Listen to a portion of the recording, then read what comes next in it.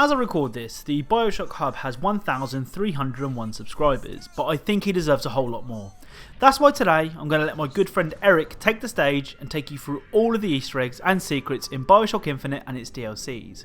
When I was starting out, I'd have killed for a little push, and hopefully that's what I can give Eric today. So be sure to check out the top link in the description or the link in my pinned comment, which will take you straight to Eric's channel. So without further ado, and I know this video has been a long time coming, take it away, Eric.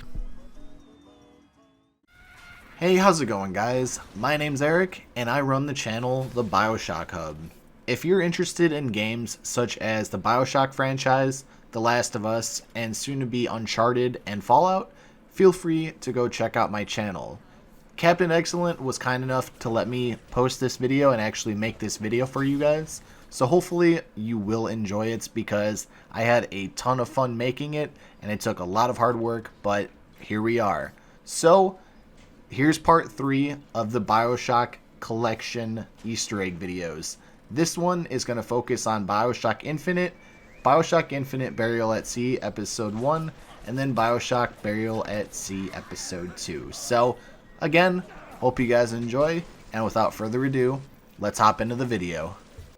In Bioshock Infinite, the 1999 mode is the hardest difficulty that you can actually choose. If you want to unlock this early, all you have to do is at the main menu, enter the Konami code. It'll be on the screen for you right now. When you first land in Columbia, you encounter a priest, and he asks, is it someone new? This is a direct reference to how the original Bioshock started, with a splicer asking, is it someone new? And every year, on this day of days, we recommit ourselves to our city and to our prophet, Father Comstock. We recommit through Is it someone new? Someone from the Sodom below, newly come to Columbia to be washed clean before our prophet, our founders, and our Lord? I just need passage into the city. Passage to the city.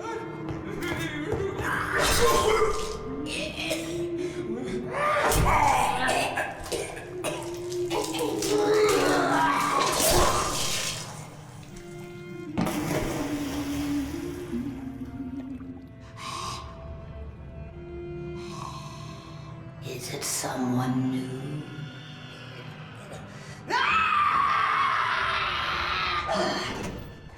Next, we have Saltonstall. Saltonstall is a politician in Columbia and a member of the Founders' political faction. He first appeared in Bioshock Infinite's original 2010 gameplay demo, but was ultimately cut from the final game. In the second chapter of the game, you can find 3 NPCs talking about him, and then eventually later on in the game in Comstock House, you find his scalp stapled to a board.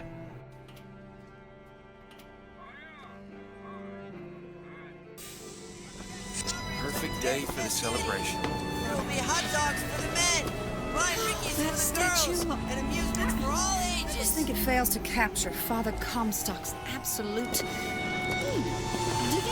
Light does not matter to me. Saltonstall's all right, I tell you. Says he's for faith, family, and fatherland. Who could be against all that? This next conversation between 2 NPCs has a woman saying, I don't want to be some character out of I Married a Vox Populi. This is a reference to a 1949 film called I Married a Communist. on me, John. I do not want to be some character out of I Married a Vox Populi, now do I? Next up, we have one of my personal favorite Easter eggs from the entire game, and that is the Lutece's first appearance. When you get the telegram from the little kid, there's a telescope to your left. If you go up to it, you'll see the Lutece's juggling. Once you back away from the telescope, they're gone. Lutece.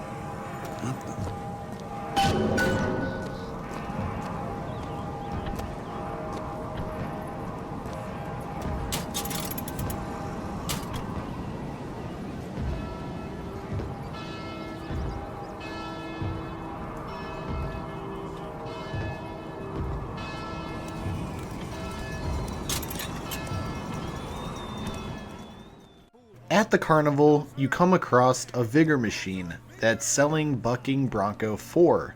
This is from an earlier E3 build of the game in which vigor bottles would give you a certain number of charges instead of how it ended up in the game as a continuous usage.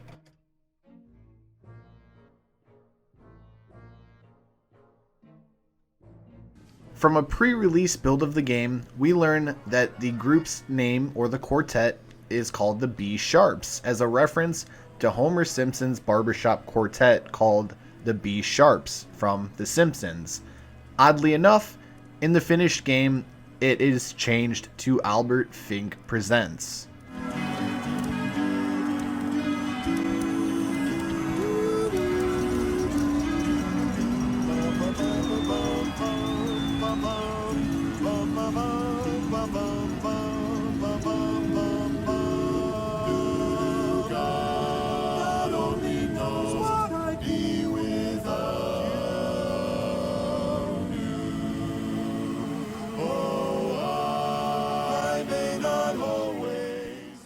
While Booker is in Elizabeth's tower, she opens up a tear to Paris in the late 80s. In the background, La Revanche du Jedi is playing. This was the original title for Star Wars Episode 6. In December of 1982, George Lucas decided that revenge was not appropriate and changed the title to Return of the Jedi.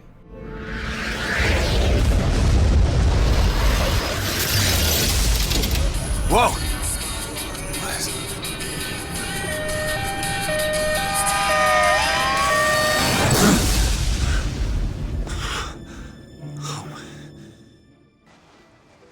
There are two instances of pistols and baby carriages within Bioshock Infinite, and this is a reference to a scene in the original Bioshock. In Battleship Bay, you'll see a baby carriage with pistol ammo inside of it. Later on in the game, in the chapter Emporia, there's a dead woman with a stroller next to her with a paddywhacker hand cannon, and it's all in reference to the original Bioshock, where you go up to the splicer who's crying over the baby carriage, in which lies a revolver.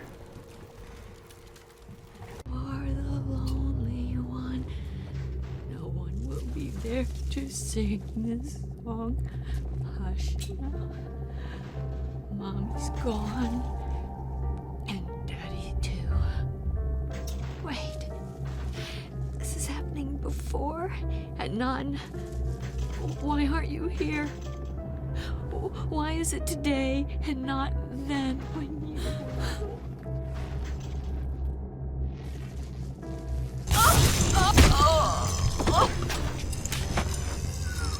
Plasmids changed everything. They destroyed our bodies, our minds. We couldn't handle it. This is a subtle jab at themselves for the continuous delays of Bioshock Infinite. Flawless Flintlock! It's the newest one in the series. I read it was delayed 3 times. Now these next few clips are some of the coolest Easter eggs in my personal opinion in Bioshock Infinite, and they're called Anachronistic music covers. If you guys don't know what that means, it's a piece of music that doesn't belong to a specific time period. So let's say a song from the 1970s is actually in 1912, kind of like how it was in Bioshock Infinite. So the following are songs that are in present day, but weren't made at the time that Bioshock Infinite takes place.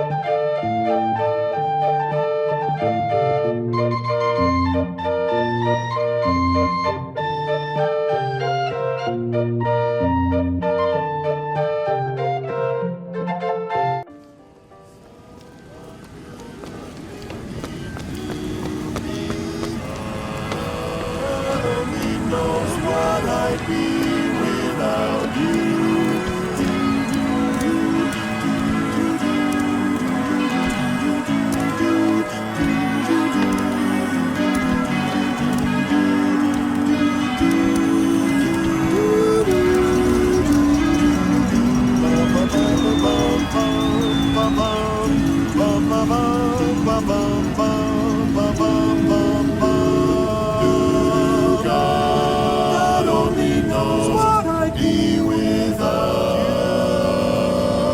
you.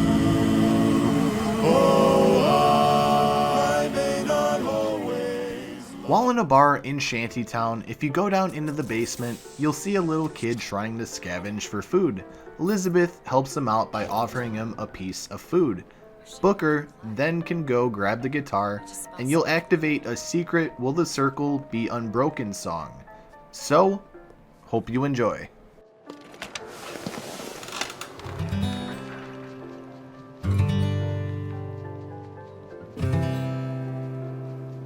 Will the circle be unbroken by and by? By and by is a better home awaiting in the sky, in the sky.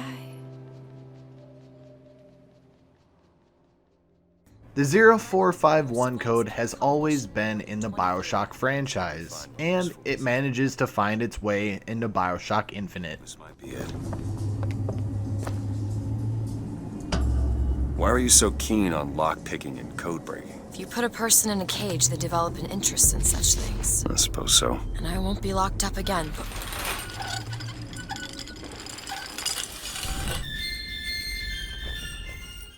Mike Snight was one of the environment artists of Bioshock Infinite. So, what would anybody that is an environment artist do? Put yourself in the game, of course. Near Lady Comstock's crypt, you can actually see Snight's tombstone. Pretty cool.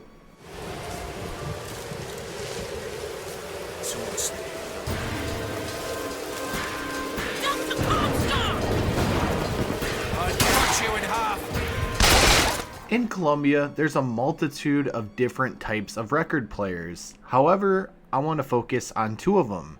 In the loot test lab, if you go up to the record player, you'll see a vinyl record from Rapture Records. Then later on in the game, when you're saving Elizabeth, you'll find that same record player with that same vinyl record from Rapture Records. I will say, however, heads up on the second clip.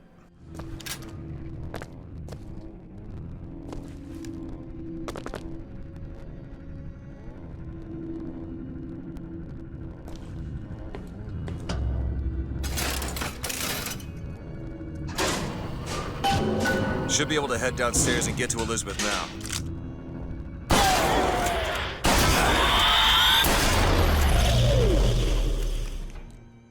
When Elizabeth opens a tear to Rapture, this is arguably one of the saddest moments in the game. You witness Songbird's death.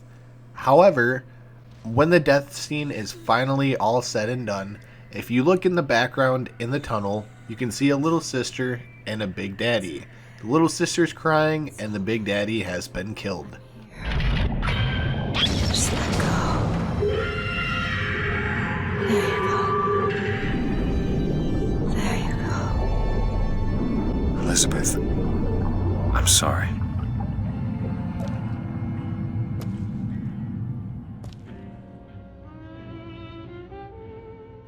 At the end of the game, when all of the different versions of Elizabeth end up materializing, one in particular sticks out, and that's the one at the back left corner. This was going to be the original model of Elizabeth, but due to some unnecessary and negative feedback, Ken Levine ended up deciding on redoing her entire character model. At the beginning of Burial at Sea Episode 2, all of the paintings that were on display end up turning into character models, such as Elizabeth, Booker, Daisy Fitzroy, and the Lutesses. This is just here to show Elizabeth that everything happened and that she's remembering what happened during Infinite. So, pretty cool homage to the actual game itself, and it's a pretty cool way in order to kind of freshen the memory of the character as well.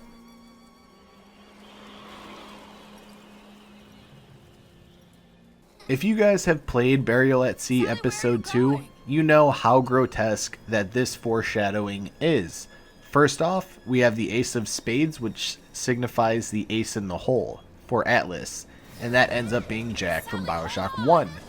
Then we have the lobotomy scene, which ends up being performed on Elizabeth later on in the episode.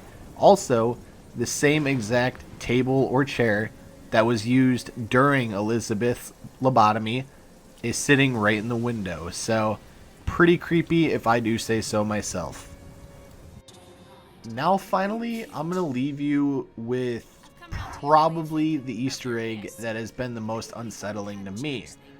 When you're on the boat with the Lutesses as Elizabeth, I want you guys to look in the water and tell me what you see down in the comment section below. I'll tell you, it's dead body after dead body after dead body, and they're all Elizabeth. So this one in particular still bothers me to this day, and it really doesn't sit well with me, so I do apologize for that, but it's still a pretty eerie Easter egg, if I do say so myself. What do you mean? Do you want to tell her brother, or shall I? Because I died. There are rules. Even for one such as you. She'll forget. All the doors. And what's behind all the doors? All closed to her now. She'll be just like the rest of us. Forgetting the past. The present. The future. I'd wager she won't even remember this conversation. We've arrived.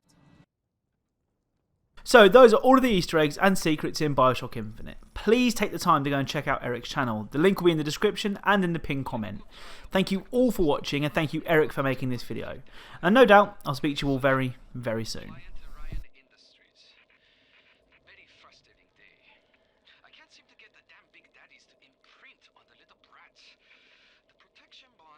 Just